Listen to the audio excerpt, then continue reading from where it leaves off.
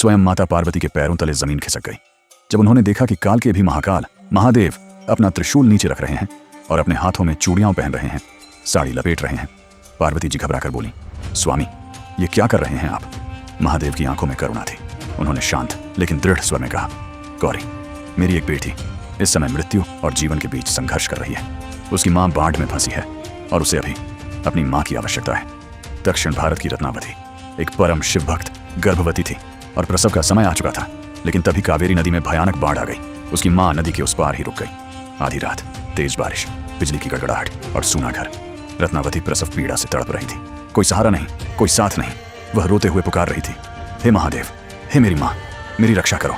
उसकी पुकार कैलाश तक पहुंची। माँ पहुंच नहीं सकती थी, इसलिए स्वयं महादेव ने उसकी माँ का रूप धारण कर लिया। चूड़ियां खनकी, साड़ी लहराई और एक साधारण माँ के वेश में देवों के देव उसके द्वार पर आ खड़े हुए। दरवाजा खुला। माँ, आप आ गई, रत्नावती ने कमजोर स्वर में कहा। उस माँ ने उसका सिर अपनी गोद में रखा। डर मत बेटी, माँ तेरे साथ है। पूरी रात महादेव एक माँ बनकर उसकी सेवा करते रहे, एक कुशल दाई की तरह। सुरक्षित प्रसव करवाया। नवजात शिशु की रोने की आवाज घर में गूंज उठी। सुबह हुई, तभी असली माँ हांफती हुई घर पहुंची। बेटी, मुझे माफ कर दे, मैं बाढ़ में फंस गई थी। रत्नावती स्तब्ध रह गई। अगर आप अभी आई हैं तो रात भर जो मेरी सेवा कर रही थी वो कौन थी? दोनों ने कमरे में देखा। वहां कोई नहीं था, सिर्फ मोगरे की महक और दीवार पर महादेव की धुंधली परछाई।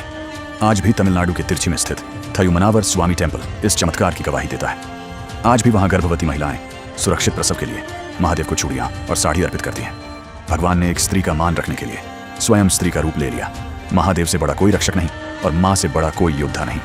अगर यह कथा आपके हृदय को छू गई हो तो श्रद्धा से कहिए, हर हर महादेव, जय माँ पार्वती। ऐसे ही सच्ची घटना पर आधारित वीडियो देखने के लिए चैनल को सब्सक्राइब जरूर करें। जय श्री महाकाल।